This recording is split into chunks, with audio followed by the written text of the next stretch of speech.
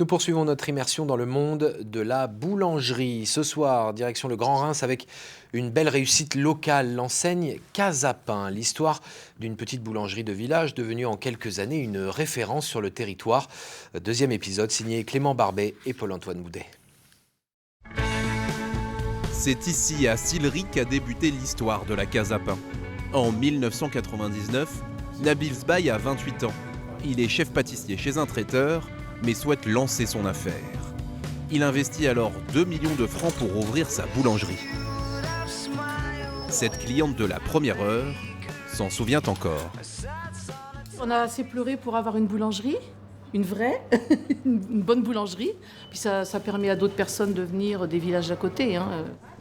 Très vite, le succès est au rendez-vous, avec au moins 10% de croissance chaque année. Puis en 2005, Nabil fait rénover la boutique, agrandir le parking, et là, son chiffre d'affaires augmente de 30% du jour au lendemain.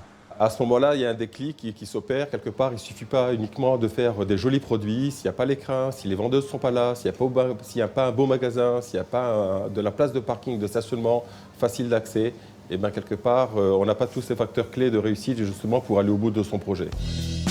Depuis, la Casa Pain a bien grandi. À Reims et dans son agglomération, l'enseigne est devenue une petite chaîne locale, avec 10 boutiques, dont certaines dans des communes de moins de 1000 habitants.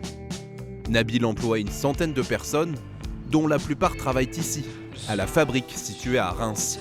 C'est dans ce laboratoire qu'est centralisée la fabrication de la majorité des produits vendus dans les différentes boulangeries. Le système, en fait, il n'y en a qu'un. C'est que depuis 25 ans, il n'y a qu'un mot d'ordre, tout est fait maison. Il n'y a rien qui est congelé, tout est fait maison. Voilà, rien n'arrive de l'extérieur. Donc on pétrit la brioche le matin, on fait la crème pâtissière, on met les pépites de chocolat et on fait nos Suisses. Et le lendemain matin, les clients les ont dans les magasins. Ça permet un petit peu d'avoir des plus grosses machines, de mutualiser les équipes et de pouvoir travailler en plus grosse production. Voilà, d'un point de vue logistique, c'est beaucoup plus simple. Mais aujourd'hui, le quotidien de Nabil ressemble plutôt à ça.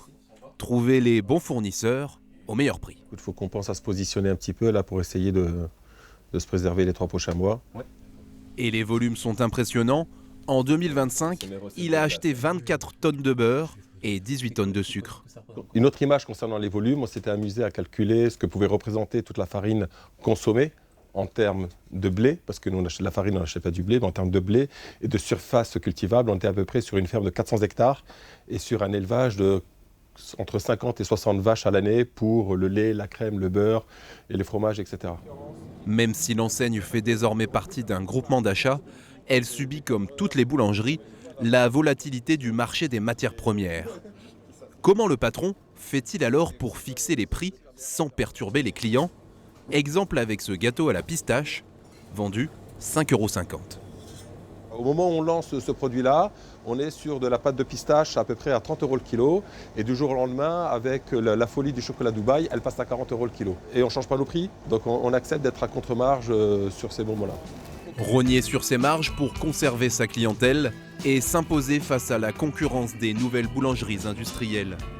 En 2025, la Casa Pain réalisait un chiffre d'affaires de 8 millions d'euros.